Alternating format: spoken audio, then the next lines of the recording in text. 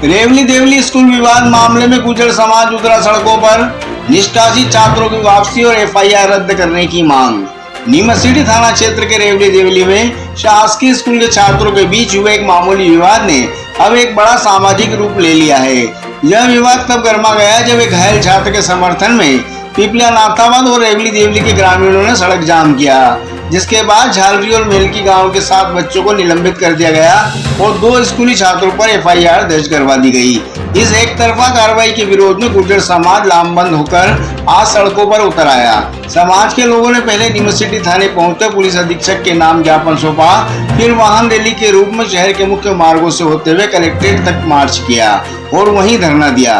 गुर्जर समाज की मुख्य मांगे थी कि सभी निष्कासित बच्चों का प्रवेश तत्काल बहाल किया जाए और गलत एफआईआर को तुरंत वापस लिया जाए। समाज का तर्क था कि घटना वाले दिन दोनों पक्षों के अभिभावकों ने आपस में सुलह कर बच्चों को समझा दिया था, लेकिन इसके बावजूद कुछ लोगों ने जानबूझकर माहौल बिगाड़ा और एक तरफा कार्रवाई हुई। समाज ने यह गंभीर आरोप भी लगाया कि बच्चों को जान से मारने और ट्रैक्टर से कुचलने की धमकी दी जा रही है। गुर्जर समाज ने यह चेतावनी भी दी थी कि जब तक बच्चों को वापस स्कूल में प्रवेश नहीं दिया जाता, तब तक झालरी गांव के कक्षा पहली से कॉलेज तक के सभी छात्र स्कूल का बहिष्कार करेंगे।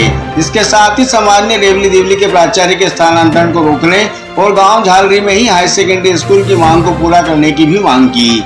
मामले की गंभीरता को देखते हुए कलेक्ट्रेट परिसर में एसडीएम संजीव साहू द्वारा समाजजनों से चर्चा की गई। चर्चा के बाद जिला शिक्षा अधिकारी ने तत्काल 5 बच्चों को बहाल कर दिया। बाकी 2 बच्चों पर एफआईआर दर्ज होने के कारण उनके मामले में जांच पूरी होने के बाद आगे की कार्रवाई करने का आश्वासन दिया गया। इस आश्वासन के बाद गुर्जर समाज ने अपना विरोध प्रदर्शन समाप्त कर दिया। रेवली देवली गांव में झालरी गुर्जर समाज के जो 2 मुख्य गांव है झालरी और मेलकी, वहां के बच्चे पढ़ाई करने आते हैं।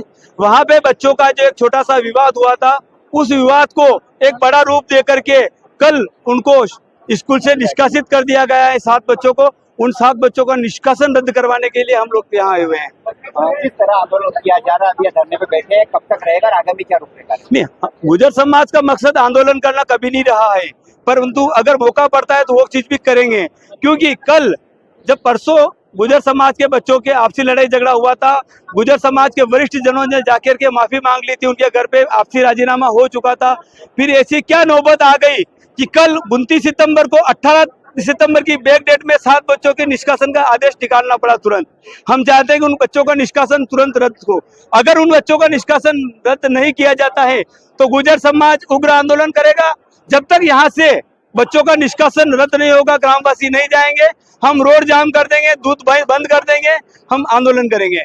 धरना प्रदर्शन नहीं है, हमारे स्वजाति बंधु गुर्जर समाज के लोग एक उनकी न्यायोचित मांग थी, उसको लेकर आए थे और लगातार मेरे से भी संपर्क किया जा रहा था। मुझे भी पता चला कि मांग न्यायोचित है, तो मैंने भी प्रशासन से इस विषय पर चर्चा करी।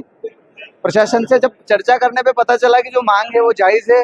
प्रशासन एक्चुअली, क्योंकि ये थोड़ा सा बच्चों का विवाद हुआ था स्कूल में, उसमें बच्चों छोटे बच्चे आपस में झगड़े थे, उसमें बच्चों को स्कूल से निष्कासित कर दिया था। क्योंकि प्रदेश सरकार और मोदी सरकार भी चाहती है कि हर बच्चा शिक्षित हो और शिक्षा एक मौलिक अधिकार है, तो किसी को शिक्षा से वंचित करना ना तो प्रशासन का उद्देश्य था ना किसी और का था। पर वो ठीक है, वो कभी ऐसी सिचुएशन रही होगी तो कुछ गलत डिसीजन हो गया, तो उसको प्रशासन ने तुरंत ही संज्ञान में लेते हुए 5 बच्चों का निष्कासन तुरंत कैंसिल कर दिया है। और 2 बच्चे थोड़ा वो उनका थाने में शिकायत है, तो वो जांच का विषय है, तो जांच का विषय करके 1-2 दिन में भी उनका भी निष्कासन कैंसिल करके इनको शिक्षा का अधिकार दिया जाएगा। बच्चे पढ़ेंगे, लिखेंगे, आगे बढ़ेंगे। समाज में भी जो माहौल का आक्रोशन खत्म हो चुका है, क्या कुछ है? देखो, सामाजिक विषय तो ये होता है कि देखो, समाज का अपना बेटा होता है, वो किसी एक समाज का बेटा नहीं होता है। शिक्षा लेने गया था वो स्कूल में, वो किसी समाज का नहीं, वो मेरा बेटा हो सकता है, आपका बेटा हो सकता है। तो ये इसको हम समाज नहीं कह सकते, ये सभी के बच्चों की लड़ाई है। समाज यहाँ आई थी, वो आक्रोश था, वो खत्म हो गया। वो आक्रोश पूरी तरह से खत्म है। अगर जो आपकी मांग न्यायोचित मांग थी उसको स्वीकार कर लिया गया तो आक्रोश तो स्वाभाविक रूप से खत्म ही होगा।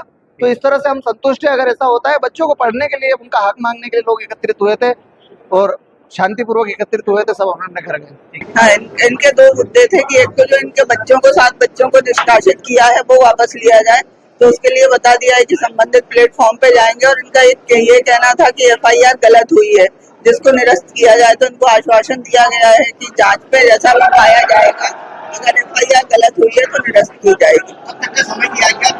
हाँ, इन्होंने कहा है कि सोमवार तक का समय इन्होंने दिया है कि सोमवार तक जांच करके हम बताएंगे। कल जो रेवली देवली में चक्का जाम की घटना हुई थी। बेसिकली वो बच्चों स्कूल में बच्चों की आपस की लड़ाई को लेके हुई है।